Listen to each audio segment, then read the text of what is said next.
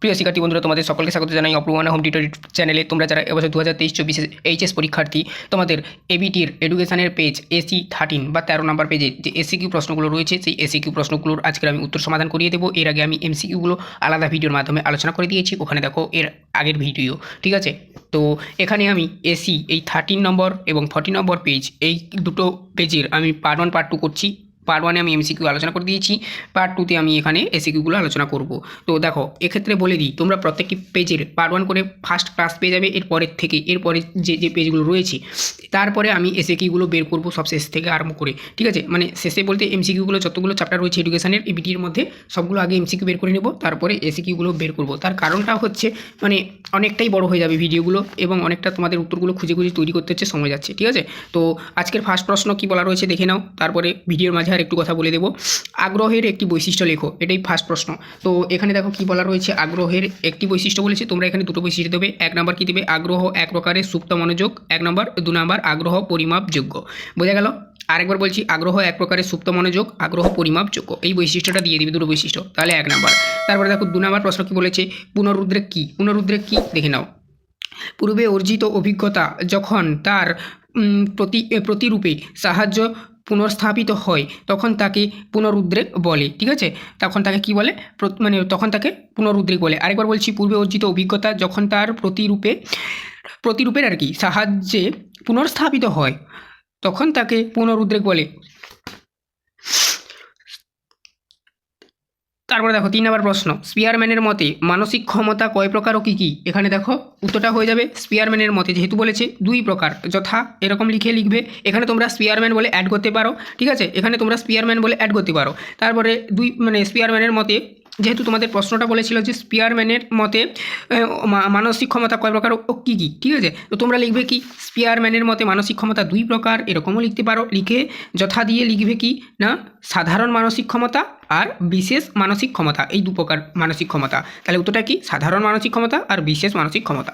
তারপরে নেক্সট প্রশ্ন, এই প্রশ্নের সঙ্গেই দেওয়া রয়েছে, দেখো থর্নডাইকের দেওয়া ফল লাভের সূত্রটি লেখো, ঠিক আছে। ফল লাভের সূত্রটি লিখতে বলেছে। তো এখানে দেখো আমি স্টার মার্কিং করে দিয়ে দিয়েছি ওই প্রশ্নটা। কি বলেছি দেখো, উদ্দীপক ও তার সহযোগী প্রতিক্রিয়ার সাহায্যে, আরেকবার বলছি, উদ্দীপক ও তার সহযোগী প্রতিক্রিয়ার সাহায্যে সংযোগ স্থাপনের ফলে যদি ব্যক্তির কাছে আনন্দদায়ক হয় তাহলে শিক্ষণ, ঠিক আছে, শক্তিশালী ও স্থায়ী হবে, ঠিক আছে। তারপরে দেখো পূর্ণচ্ছেদ, কিন্তু সংযোগ স্থাপনের ফল যদি ব্যক্তির কাছে অসহ্যদায়ক হয় আর কি, এখানে অসহ্যটা লেখা হয়নি কোনো কারণে, তো অসহ্যদায়ক লিখবে তোমরা, তাহলেই শিক্ষণ দুর্বল হবে এবং ব্যক্তি এক সময় তা ভুলে যাবে, ঠিক আছে। এটাই লিখে দিবে তোমরা। তো এরপরে দেখো নেক্সট প্রশ্নে চলে যাচ্ছি এবারে আমরা। নেক্সট প্রশ্ন দেখো, পাজল বক্স কি, ঠিক আছে। পাজল বক্স কি, এটা তোমরা বিবিই করে রাখতে পারো, এবছর তোমাদের আসার সম্ভাবনা রয়েছে। তো দেখে নাও অথবা প্রশ্নটা, বিজ্ঞানী থর্নডাইক তার পরীক্ষায় সমস্যার মূল পরিস্থিতি সৃষ্টি করার জন্য এক বিশেষ যান্ত্রিক বাক্স তৈরি করেন, যা পর্জল বক্স নামে পরিচিত। আরেকবার বলছি, বিজ্ঞানী থর্নডাইক তার পরীক্ষার সমস্যামূলক পরিস্থিতি সৃষ্টি করার জন্য, ঠিক আছে, এক বিশেষ যান্ত্রিক বাক্স তৈরি করেন, যা পর্জল বক্স নামে পরিচিত। এটাই তোমরা দিয়ে দেবে।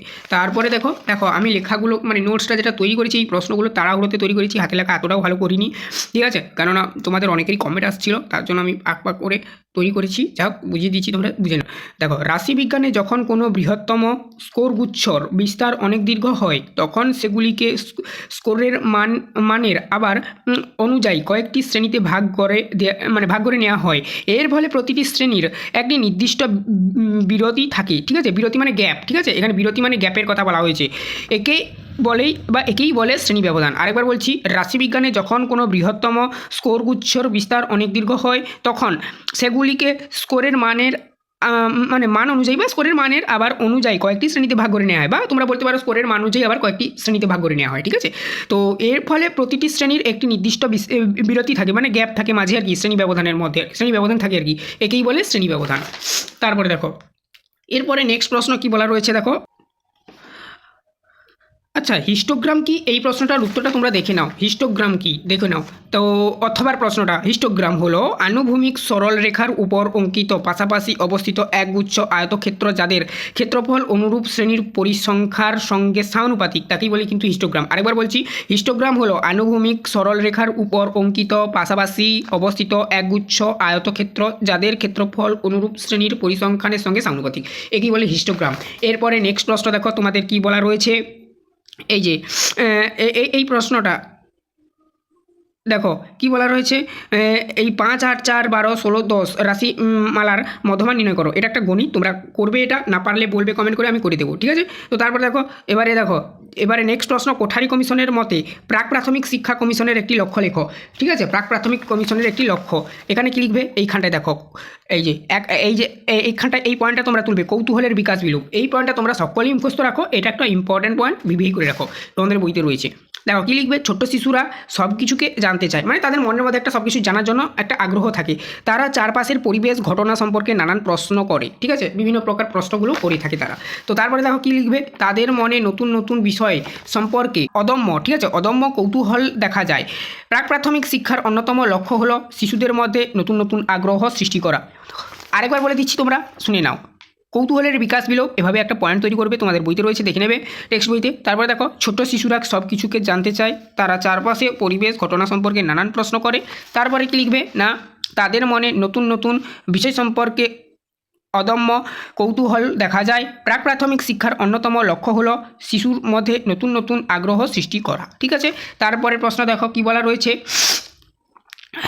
অথবা প্রশ্ন, গ্রামীণ বিশ্ববিদ্যালয় পরিকল্পনায় কয়টি স্তর দেখা যাবে বা কয়টি স্তরের কথা বলা হয়েছে। অথবা প্রশ্নটার উত্তরটি লিখবে। দেখো, বিশ্ববিদ্যালয় এই গ্রামীণ শিক্ষাকে 4টি, ঠিক আছে, ব্যাকেটের মধ্যে আমি আবার এক্সট্রাভাবে 4টি দিয়ে দিচ্ছি তোমাদের বোঝানোর সুবিধার্থে।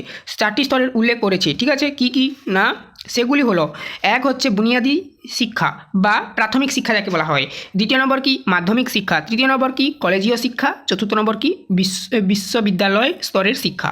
এই কয়েকটি তোমরা 4টি নাম উল্লেখ করে দেবে। তাহলে কি হলো, আরেকবার বলে দিচ্ছি। দেখো, বিশ্ববিদ্যালয়ের গ্রামীণ শিক্ষাকে, আরেকবার বলছি, বিশ্ববিদ্যালয় গ্রামীণ শিক্ষাকে 4টি, ব্র্যাকেটের মধ্যে দেখো আমি 4 বলে উল্লেখ করেছি, কেননা তোমাদের বোঝানোর সুবিধার্থে 4টি স্তরের উল্লেখ করেছে। সেগুলি হলো বুনিয়াদী শিক্ষা বা প্রাথমিক শিক্ষা যাকে বলা হয় 1 নম্বর, 2 নম্বর কি মাধ্যমিক শিক্ষা, 3 নম্বর কলেজীয় শিক্ষা, 4 নম্বর হচ্ছে বিশ্ববিদ্যালয় স্তরের শিক্ষা। তোমরা শিক্ষার নামগুলো লিখে দিবে, ঠিক আছে, তাহলে 1 নম্বর হয়ে যাবে। 1 নম্বরের প্রশ্নে এইগুলো মানে এরকমই লিখলেও হবে।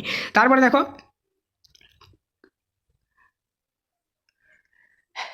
কার নেতৃত্বে জাতীয়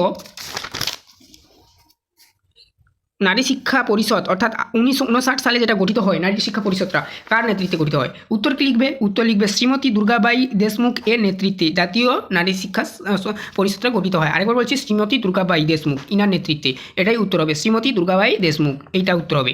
তারপরে দেখো নেক্সট প্রশ্নে যাচ্ছি। নেক্সট প্রশ্ন কি বলা রয়েছে, পিওএ কি, ঠিক আছে। নেক্সট প্রশ্ন, পিওএ কি।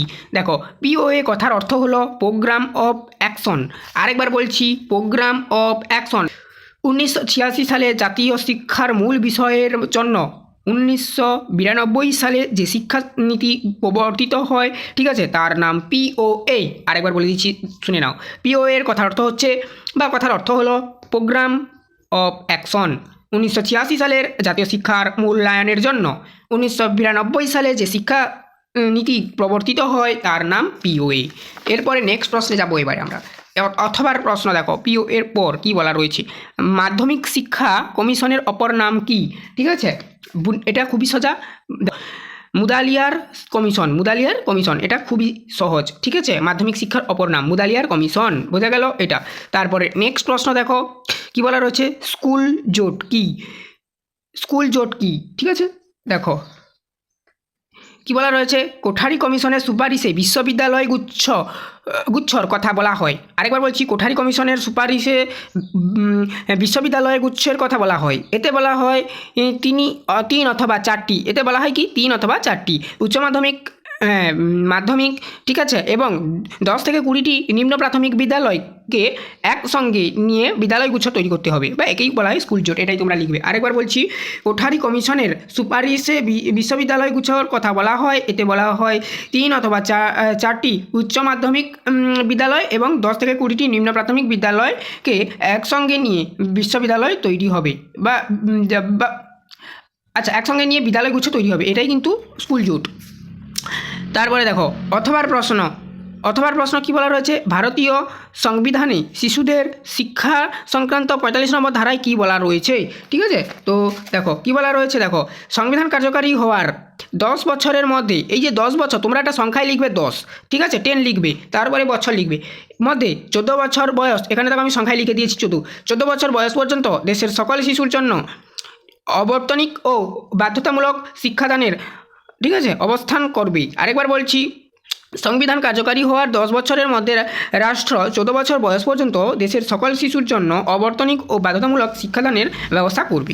এরপরে নেক্সট প্রশ্ন দেখো, ডিএলইটি এর পুরো কথাটি কী, ঠিক আছে, দেখো এটা কি লিখবে, স্ক্রিনে উঠছে দেখো পুরো ইংলিশটা, district institute of education and training. আরেকবার বলছি, district institute of education and training. তারপরে দেখো নেক্সট প্রশ্ন কি বলা রয়েছে, অথবার প্রশ্ন, শ্রেণীকক্ষে শিশুদের একটি আচরণমূলক সমস্যা উল্লেখ করো। সরি, স্টাইলাস কি রয়েছে তোমাদের এর আগের প্রশ্ন, স্টাইলাস কি, দেখো এই যে এই প্রশ্নটা, স্টাইলাস কি আসছে দেখো, এই দেখো, ব্রেইল ব্যবস্থায় উঁচু উঁচু ডট বা বিন্দুগুলি পুরো কার্ডবোর্ড বা শক্ত কাগজের উপর তৈরি হয়, যে কলমে চাপ দেওয়ার ফলে আর কি, মানে যে কলমে চাপ দেওয়ার ফলে ওই বিন্দুগুলি তৈরি হয়ে যায়, তাকে স্টাইলাস বলা হয়। আরেকবার বলছি, ব্রেইল ব্যবস্থায় উঁচু উঁচু ডট বা বিন্দুগুলি আরেকবার বলছি দেখে নাও, ব্রেইল ব্যবস্থায় উঁচু উঁচু ডট বা বিন্দুগুলি পুরু কার্ডবোর্ড বা শক্ত কাগজের উপর তৈরি হয়, যে কলমে চাপ দেওয়ার ফলে ওই বিন্দুগুলি তৈরি হয়ে যায়, তাকে স্টাইলাস বলা হয়। বোঝা গেল? তো এরপরে নেক্সট প্রশ্নে যাবো এবারে আমরা। নেক্সট প্রশ্ন কি বলা রয়েছে, অথবার প্রশ্ন, শ্রেণীকক্ষে শিশুদের একটি আচরণমূলক সমস্যা উল্লেখ করো।